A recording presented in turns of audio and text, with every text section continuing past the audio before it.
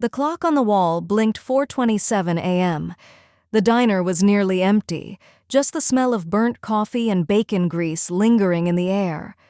Marlene wiped down the last table, her fingers aching from 12 hours of work. She had 1 hour before her second job cleaning classrooms at Jefferson Elementary. She didn't mind the exhaustion. What scared her was how fast her son, Elijah, was growing, 11 years old and already asking questions about money, about why their clothes always came from donation boxes, why she never had time to sit. But that morning, it wasn't a question that greeted her. It was a lie. The candy bar wrapper was crumpled on the kitchen table. Elijah was still pretending to be asleep, his back turned to the door. She picked up the wrapper slowly, staring at it. "Did you pay for this, Elijah?" Silence. "Elijah." "No," came the whisper. She didn't yell, didn't lecture. Instead, she nodded once, slowly, and said, "Get dressed. We're going back to the store." They walked to the corner store in silence. Elijah held the candy bar, unopened this time. When they reached the counter, Marlene didn't speak. She nodded to Elijah. He stepped forward, eyes to the ground. "I took this yesterday," he muttered. "I'm sorry." The clerk, a tired man in his 60s, blinked, then shrugged. "Just don't do it again, kid." But Marlene wasn't done. "My son will be helping you clean the windows after school," she said quietly. 1 week. Elijah's head jerked up. "Mom!" She didn't look at him. She looked at the clerk. "Do you agree?" The man stared at her for a long second, then nodded. As they walked home, Elijah's hands were in his pockets, eyes still burning with quiet shame. "Mama," he said finally, "you could have just told me stealing was wrong." Marlene stopped walking. She knelt down and looked him in the eyes. "I'm not raising a boy who knows stealing is wrong," she said. "I'm raising a man who knows how to make it right." Elijah was 13 when he first said it. "Mom, nobody cares about a few cents. Everyone cuts corners." Marlene paused, halfway through folding laundry. The words came casually from Elijah's mouth, but they sat heavy in the air. She didn't reply right away. She didn't scold. She folded one more shirt, set it on the pile, and said, "Get your jacket, we're going somewhere." They rode the bus in silence. It was a gray afternoon, streets washed pale from an earlier rain. Elijah didn't ask where they were going. He just watched his mother, whose face was unreadable. 20 minutes later, they got off near a small cemetery tucked between 2 broken fences. A few tombstones leaned with age. Marlene led him to one in the far back. Simple, weathered. James Turner, 1979-2009. "Your father," she said. Elijah blinked. "I never met him." "No," she said softly, "but I wish you had." She crouched beside the grave, picked up a leaf, smiled faintly. "Your father was a janitor, just like me. One night, while he was mopping floors, he saw a boy being mugged outside the gas station. He ran out, tried to stop it, got stabbed." She stood, looked Elijah in the eyes.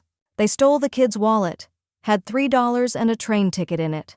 That boy got home because your father stepped in." Elijah didn't speak. His eyes were locked on the stone. $3, Marlene repeated. "That's what your father gave his life for." She reached into her coat and pulled out a worn copper penny. "I keep this with me, always. It reminds me, every cent counts. Every person matters." She held the penny out to Elijah. He took it, slowly, reverently. That night, Elijah placed the penny on his nightstand.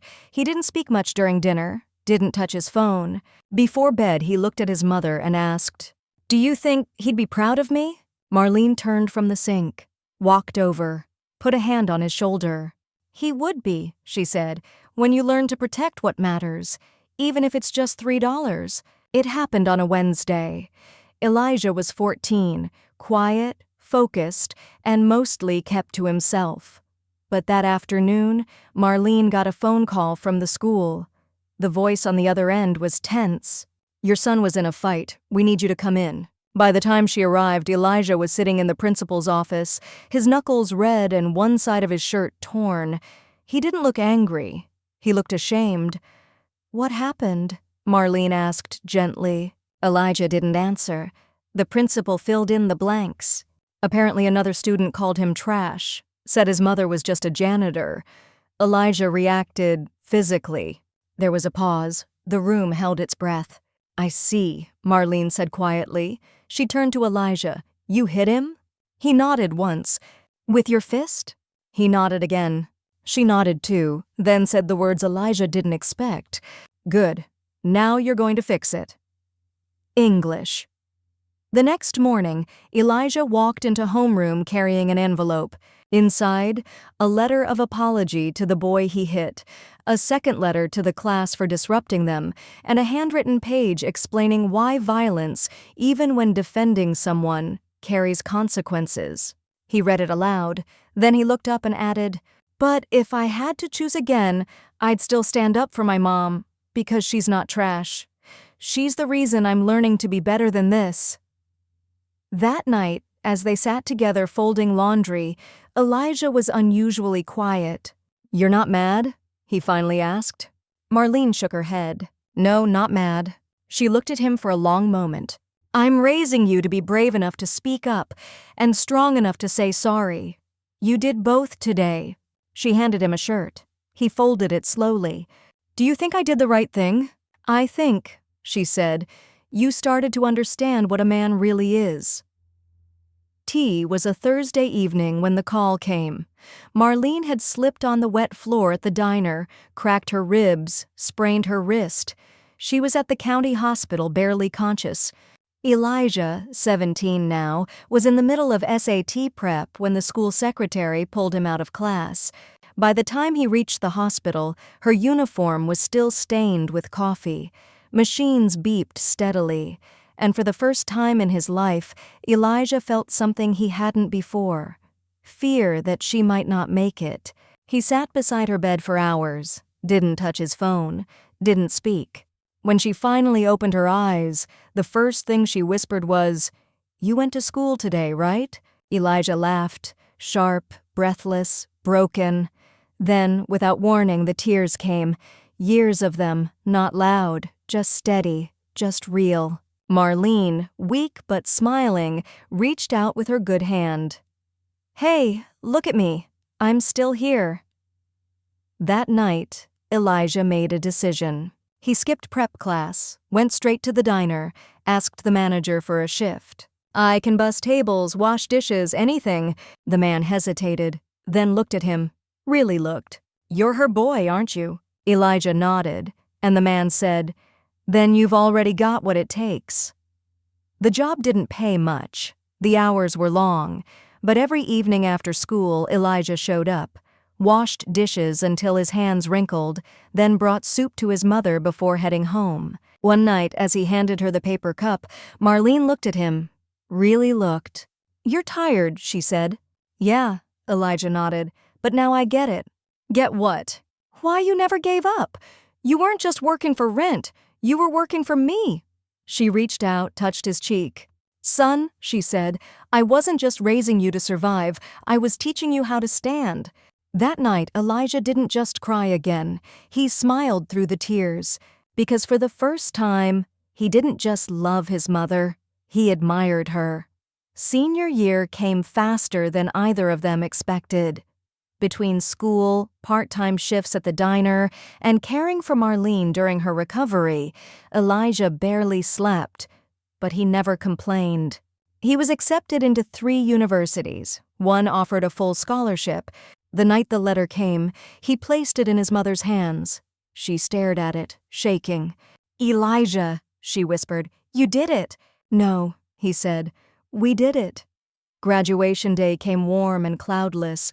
Students arrived in pressed shirts and rented tuxedos, grinning for photos. Elijah wore the only dress shirt he owned. It was tight across the shoulders now. When his name was called, he stood and realized something. He didn't own a suit. He didn't have a fancy tie, but he did have something else. He stepped out of his row, pulled off the dress shirt, and revealed what was underneath. His mother's old janitor uniform, stitched and faded, but clean and worn with pride. Gasps echoed across the auditorium. Phones rose, some laughed, some frowned. But Elijah walked steady, proud. He took the diploma with both hands. Then, facing the crowd, he spoke into the mic.